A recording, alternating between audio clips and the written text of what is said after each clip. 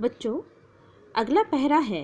कविता एक खेल है बच्चों के बहाने, बाहर भीतर यह घर वह घर, सब घर एक कर देने के माने, बच्चा ही जाने।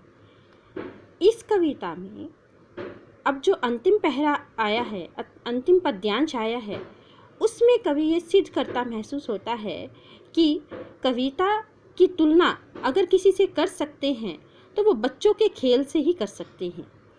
इसमें बच्चे से तुलना करने के पीछे कवि का उद्देश्य यह है कि बच्चे जिस प्रकार निर्भेद होकर बिना भेदभाव के सबके साथ समान व्यवहार करते हैं, उनके लिए कोई अपना नहीं है, कोई पराया नहीं है, सब अपने हैं।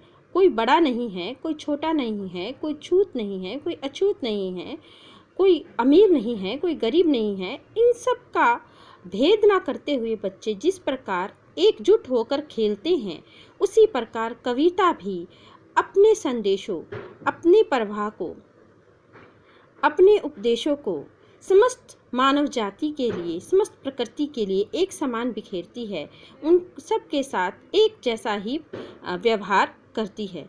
इन पंक्तियों में कवि कहता है कि जिस तरह बच्चा अपने खेल से बाहर भीतर इस घर उस घर अर्थात सब घरों को एक कर देता है, उसी प्रकार बच्चों की खेल की तरह कविता भी कवि द्वारा रचित शब्दों का एक ऐसा खेल है जो अपने भावों, विचारों, उपदेशों, शिक्षाओं, संदेशों आदि से समस्त वर्गों, अमीर गरीब, जाति पाति के बंधनों को तोड़ती हुई, छूत अछूत को निराकरण करती हुई, कोई भेद ना मानती हुई सबको एकाकार कर देती है। इस प्रकार समाज के उत्थान के लिए जिस प्रकार बच्चे निर्बोध होकर अपने खेल को बढ़ाते हैं, उसी प्रकार कविता भी अपने आप को इन सब बंधनों से मुक्त रखते हुए अपने संदेश को सभी तक पहुंचाने में सक्षम है। जिस प्रकार बच्चा सभी घरों को एक कर देता है, उसी प्रकार कविता भी सभी भेदों को मिटा देती है और सबको एक समान मानती है। अतः समाज के उत्थान के लिए बच्चे तथा कविता दोनों ही नितांत आवश्यक हैं।